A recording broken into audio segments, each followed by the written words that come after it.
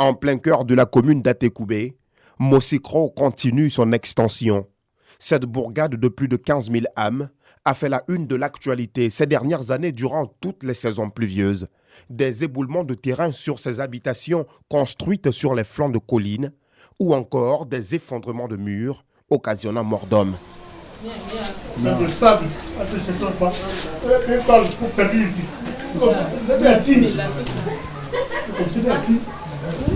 Aka Georges Oku et sa famille s'en souviennent. En octobre 2021, une partie de ce mur s'est effondrée sur sa maison. Bilan macabre, 4 morts. Au mois d'octobre, il pleuvait matin, 5 h du matin. Je suis sorti aller voir couture monsieur. Moi, il est rentré net là. Il y a un coup de bruit, boum. Mes enfants sont tous. 4 enfants sont morts. Plus il y en a vous qui est blessé, on est parti. Bon, les gens m'ont aidé. C'est sur le corps, jusqu'à trouver le corps. Moi, je n'étais pas là. On voit qu'il n'y avait pas de personne qui pas. J'étais, voilà, j'ai enlevé le corps. Donc, on a tout fait parler. L'État avait mis à mettre des devis pour pouvoir prendre l'enfant, aller enterrer, tout c'est fini. Je suis là comme ça. Sa fille Grace a été extraite de justesse des débris.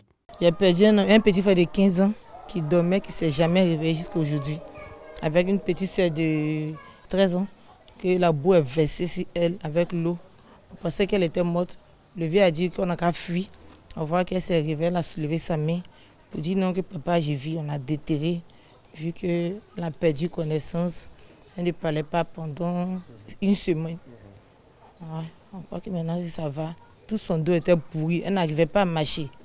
Et ça, de ce qu'elle suit aujourd'hui encore, c'est quoi? Bon, jusqu'à présent, elle est troublée. Quand il pleut net, son visage change. Elle est paniquée. Elle garde cependant les séquelles de ce drame. La jeune fille les portera sans doute toute sa vie.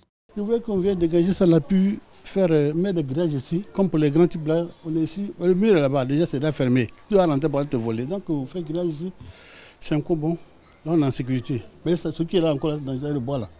2 ans après cet épisode sombre, le danger plane toujours sur cette habitation.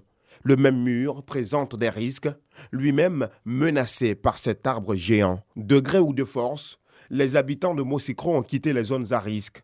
Dabou Ali est le président du comité de gestion du quartier. C'est donc lui qui a piloté, en accord avec les autorités municipales, la grande opération. Chacun a adhéré à la vision du gouvernement.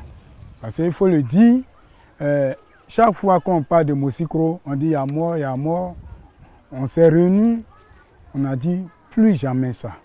Vraiment, on fait tous ensemble, nous prions ensemble pour que ça n'arrive plus.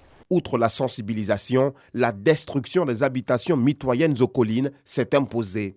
Une tâche délicate et difficile, mais nécessaire pour préserver les vies de nombreux habitants. Avant le début des pluies de juin 2023, le ministre de l'Assainissement a ordonné la destruction des dernières habitations présentant d'énormes risques, comme celle-ci, entièrement rasée il y a quelques semaines. L'appréciation des gens trouvait qu'il n'y a pas de collines et que c'est des arbres et des feuilles que vous trouvez, vous voyez, c'est un peu basse. D'abord, avant de construire, il partait par 2 maisons. Mais aujourd'hui, il a fait 3. Avant, c'était au moins 5 mètres, 3 mètres. C'était dangereux. C'était très dangereux. Mais aujourd'hui, nous sommes soulagés. Aujourd'hui, même quand il pleut, je pense que les propriétaires là même dorment tranquilles. Parce qu'aujourd'hui, imagine-toi, la colline ne peut pas quitter en haut, tomber et puis revenir sur la maison. Il y a une certaine distance. Mais si c'était avant, la colline était proche des maisons. Ici, il y avait 2 maisons. On a cassé les 2 maisons pour que ça s'éloigne des collines. Mais comme c'est une maman, elle est veuve et puis elle a les enfants, bon, elle n'a pas de moyens. Bon, on a trouvé que entre les flancs de colline jusqu'à chez elle, il y a vraiment une distance. Alors on a permis de se débrouiller avec l'aide de tout un chacun. Désormais à Mosikro, une distance d'environ 30 mètres sépare les collines des habitations. De quoi installer un peu de sérénité et rétablir la quiétude chez les riverains. Dans les 2 jours, la pluie est trop forte. Donc quand c'est loin, on dort bien, on se lève en l'aise. En tout cas, ça m'a pris d'éloigner la colline de moi. Parce qu'il ne savait pas où aller. Si la colline est loin, c'est mieux que la maison est près de la colline. Parce que ceux qui ont les maisons près de la colline, on doit les sensibiliser pour qu'ils sortent. Parce que la pluie est forte, ça nous fait peur. Nous avons reçu ici le ministère de l'organisation qui est venu nous rencontrer, qui est venu avec des machines, qui ont aussi essayé de voir certains coins à risque avec l'appui des autorités du quartier. Donc depuis lors, en tout cas, à demi-aujourd'hui. Vous dormez paisiblement? Oh, tranquillement.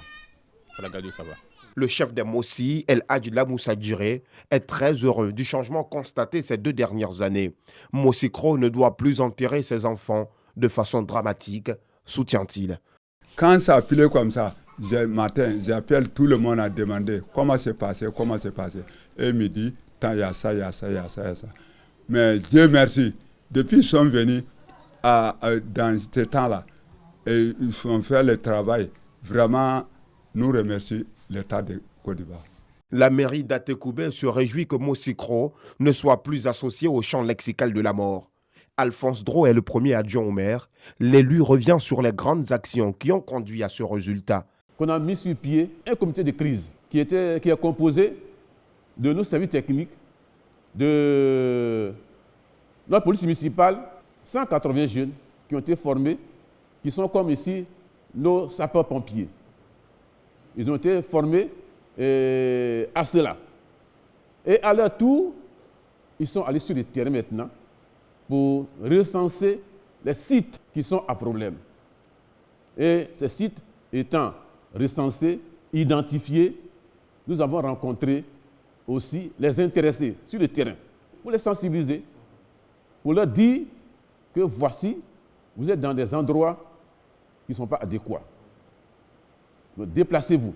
Les pluies qui arrivent seront vraiment difficiles. La vigilance reste toujours de mise, car la saison des pluies s'annonce très dense, avec de fortes précipitations sur le sud du pays. À la Sodexam, Aristide Aguia et ses équipes ont passé la nuit à surveiller de près la situation. Les signaux émis par les capteurs de pluie installés à Abidjan donnent des résultats. La saison des pluies, effectivement, a commencé depuis mars et va aller jusqu'à mi-juillet.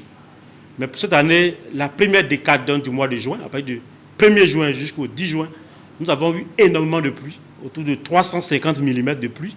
Donc c'est des quantités vraiment extrêmes par rapport à 2022. 2023 est beaucoup plus arrosé. Il faut toujours rester vigilant parce que la saison n'est pas encore terminée. Un message bien perçu par la population de Mossi Kro. La bourgade et sa population nombreuse aspirent à un mieux-être. Des voies bitumées, des canalisations renforcées pour évacuer plus efficacement les eaux de pluie. En attendant, l'on profite du beau temps. Après le passage de la pluie, un temps devenu précieux sans grand danger.